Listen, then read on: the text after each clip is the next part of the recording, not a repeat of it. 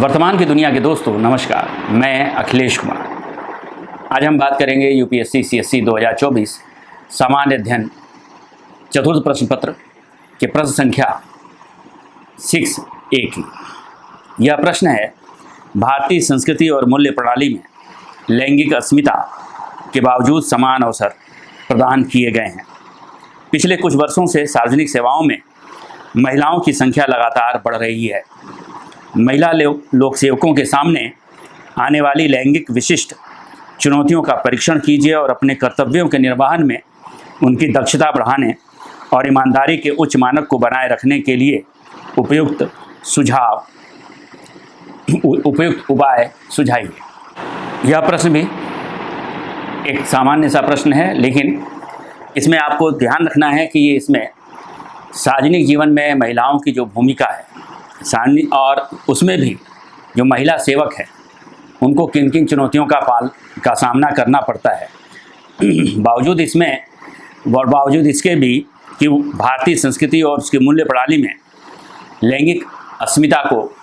सम्मान दिया गया है, उन्हें समान अवसर प्रदान करने की बात की गई है, लेकिन हकीकत ये है कि सत्तात्मक समाज में उनके लिए अवसर और संसाधनों की आपूर्ति हमेशा बेहद कम रही है। ऐसे में जब भी उन्हें अवसर मिला है और विशेषकर भूमंडलीकरण के इस दौर में,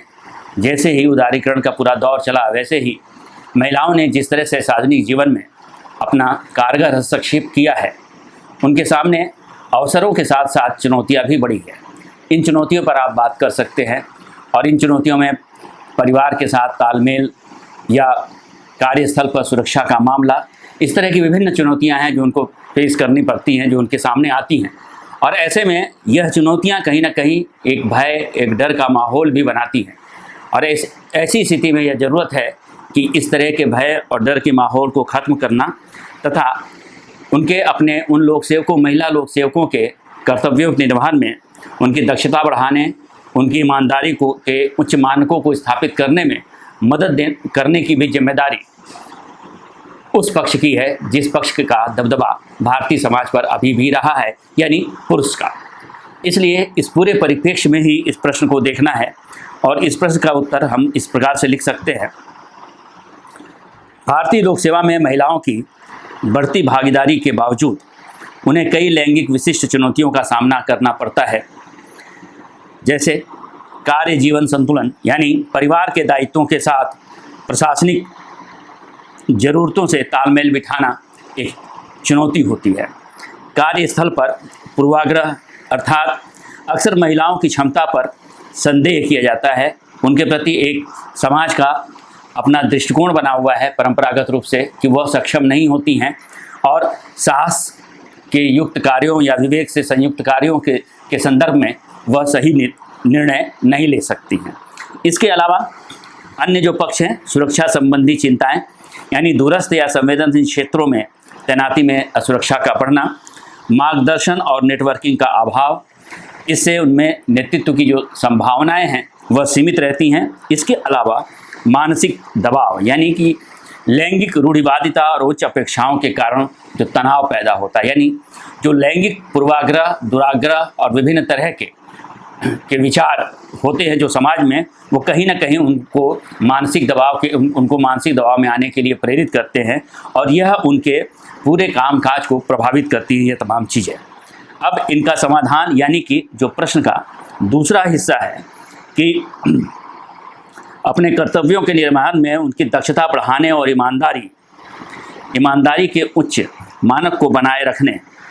के लिए उपयुक्त सुझाव सुझाइए। तो इसके सुझाव ही इसका दरअसल समाधान है, यानी इसके समाधान ही दरअसल इसके उपाय हैं। यानी जो समाधान मुख्य रूप से सुझाए जा सकते हैं वो हो सकते हैं संरचनात्मक सुधार, अर्थात नीतिगत हस्तक्षेप के माध्यम से प्रणालीगत बाधाओं का समाधान करना, संवेदनशील प्रशिक्षण, पुरुष सहयोगियों को लैंगिक समानता के प्रति जागरूक करना, लचीली कार्यनीतियाँ अर्थात वर्क फ्रॉम होम या फ्लेक्सी आवर्स जैसी सुविधाएं प्रदान करना, उत्पीड़न विरोधी उपाय, यानी स्त्री उत्पीड़न जैसे मामलों में त्वरित और कठोर कार्रवाई से निपटना, यानी विशाखा गाइडलाइन जैसे तमाम